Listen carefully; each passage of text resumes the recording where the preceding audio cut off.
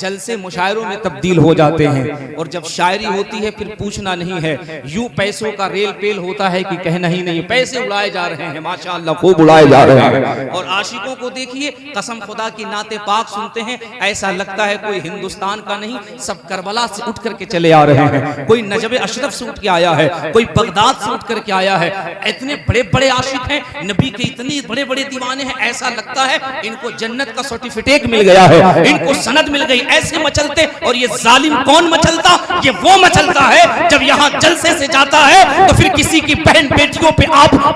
کسی بہن بیٹی کی آبرو پر اپنی نگاہیں اٹھاتا ہے۔ یہ وہ لوگ ہیں جو نبی کی نعت سن کر کے پیسے خرچ کرتے، منع نہیں کرتا خرچ کرو، ثواب ہے، لیکن تم نے کبھی پلٹ کر دیکھا؟ یار مجھے حیرت ہوتی ہے، رب کعبہ کی قسم، یہ قوم جو لاکھوں روپے نعت خوانی پہ جلسے جلوس پہ مارتی ہے، اس قوم کو نیند کیسے آتی ہے؟ جس قوم کی 22,000 سے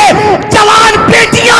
اسلام دھرم چھوڑ کر کے آج ہندوؤں کے گودوں میں جا کے بیٹھی ہوئی ہیں، جس قوم کی بیٹیاں آج ان کے باہوں میں جا کر بیٹھی ہوئی ہے۔ یار مجھے حیرت کی بات ہے، تم لاکھوں روپے خرچ کرتے ہو، نعت خوانی پہ مچلتے ہو، میں منع نہیں کرتا، میری بات کو کوئی پرسنل مت لینا، میرے بات کو کوئی دل پہ مت لینا، اگر اس زمرے میں میں آتا ہوں، میں بھی اس گرفت میں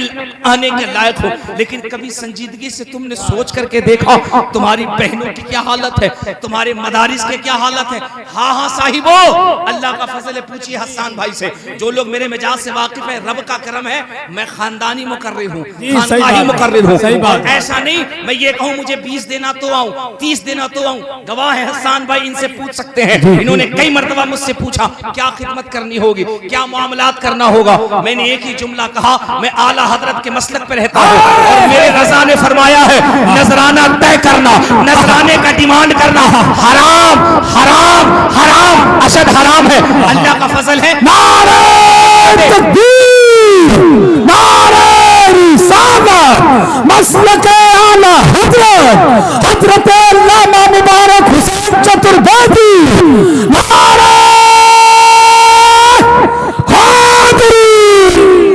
ذہن کو قریب کر کے سنو، اللہ کا کرم ہے، یہ میرا اپنا مزاج ہے، میں سب کا مالک نہیں، خود کا تو مالک ہوں نا صاحب، اگر کوئی محبت سے دے دے سنت سمجھ کے رکھ لیتا ہوں، لیکن میں نے کبھی زبان نہیں کھولی ہے۔ میں بغل میں آپ کے نوجوان آیا تھا، رابطہ کر لیجئے گا، حضور سرکار قائد ملت علامہ اسد میاں حضور اس جلسے میں تھے، الحمدللہ رب العالمین، اور یہاں نوجوان کے یہاں بہت سارے لوگ ہوں گے جہاں یہ جلسہ تھا، حضرت نے خود ارشاد فرمایا قیام گاہ پہ میری تقریر کے بعد ان کی گفتگو کرانا، چونکہ ان بزرگوں کے قدم دبانے کے بعد بہت ساری چیزیں آئی ہیں جو میں آپ کو بتا رہا ہوں، ہر انسان کا اپنا اپنا عمل ہے، مرنے کے بعد اسے اپنی قبر میں جواب دینا ہے۔ ایک بات اگر آپ کو یہ لگتا ہے، آپ نعت خوانی سنیے، سن کر کے جنت میں چلے جائیے گا، خوب پیسہ لٹائیے، جنت آپ کے نام سے رجسٹری ہو گئی ہے، 4 گھنٹے نعت سنیے، آپ کی رجسٹری ہو گئی ہے، اللہ آپ کو سلامت رکھے، آپ کو عمل آپ کو جواب دینا ہے۔ لیکن ہاں صاحبو، ہم نے اپنے بڑوں سے سنا ہے، ایک دور میں ممبر شریف سے نعت خوانی ایسی ہوتی تھی کہ شاعر جب گزر جاتا تو لوگ تڑپا کرتے تھے، مچلا کرتے تھے، یار پھر ایک کلام سننے کو ملتا۔ ابھی تو دور ایسا آ گیا ہے، کمیٹی والے ڈنڈا لے کے گھومتے ہیں، شاعر کو بلایا کس نے ہے، یہ نہ کسی کا نمبر آنے دیتا، نہ کسی کا وقت آنے دیتا، نہ کسی کا موقع آنے دیتا، یہ مسئلہ دیگر ہے۔ لیکن کبھی سنجیدگی سے ایک بات غور کرنا اور سوچنا صاحبو، جہاں تمہارے جلسے اتنے مہنگے ہو گئے، جہاں تم 2 3 4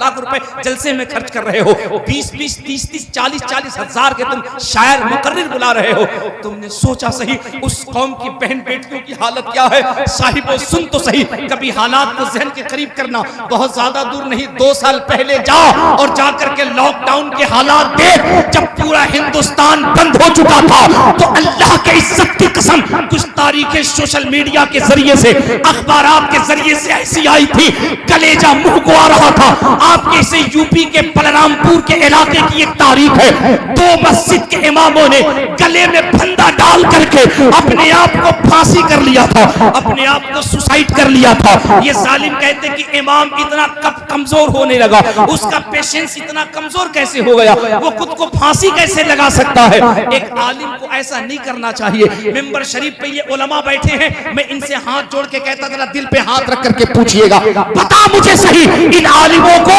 پھانسی لگانے کے لیے مجبور کس نے کیا؟ ان علماء کو گلے میں پھندا لگانے کے لیے کس نے مجبور کیا؟ یار کل قیامت پہ تو اپنے نبی کو کون سا جواب دے گا؟ ایک رات میں مبارک قادری آئے اسے 20,000 کا لفافہ دیتا ہے، زین العابدین کانپوری آئے، خواجہ غلام سرور آئے، انہیں تو 50,000 کا لفافہ دیتا ہے، اور صاحبو یہ آدھے 1 گھنٹے پڑھ کر کے تجھے ہلا ڈلا کر کے یہاں سے جنت پہنچا کے چلے جاتے ہیں، وہ تیرے مسجد کا جو مولوی ہوتا ہے وہ ایک دن نہیں مہینے میں 4 جمعے 1-1 گھنٹے تقریر کر کے تجھے مسلک اعلیٰ حضرت کی تعلیم دیتا ہے، اور تیری حالت یہ ہوتی ہے اسے 6,000 دیتے ہوئے تیری نانی مر جاتی ہے، 8,000 دیتے ہوئے تیرے خاندان کے جنازے اٹھنے لگتے ہیں، تو مسجد کے امام کا تنخواہ نہیں بڑھاتا اور مقرروں کو 20,000 دیتا ہے۔ یاد رکھنا کل قیامت کے میدان میں یہ نعت خوانی تجھے جنت میں لے کے نہیں جائے گی۔ اگر تو نے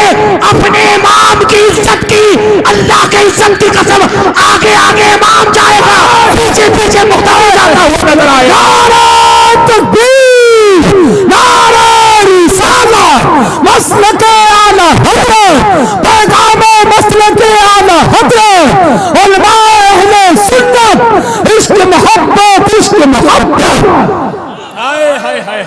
بہت اچھا، بہت اچھا۔ ہو کیا گیا تمہیں سننی ہو؟ میں ایک جملہ تم سے کہنے لگا ہوں یار، مجھے تکلیف ہوتی ہے۔ تکلیف اس بات سے ہوتی ہے تم بریلی کے قریب رہتے ہو، شہر بریلی کے قریب رہتے ہو، تمہارا اتنا معیار کیسے گر سکتا ہے؟ تم اپنے نظریات کو، اور میں اپنے علماء سے ہاتھ جوڑ کے کہہ رہا ہوں اللہ کی عزت کی قسم، اعلیٰ حضرت جسمی اعتبار سے نہ ہو، مفتی اعظم جسمانی اعتبار سے نہ ہو، مفسر اعظم جسمانی اعتبار سے نہ ہو، لیکن میرے علماء یاد رکھے ان کی روحیں آج بھی جلسوں میں موجود ہوتی ہے۔ اللہ کے عزت کی قسم تم وہ کام مت کرنے دو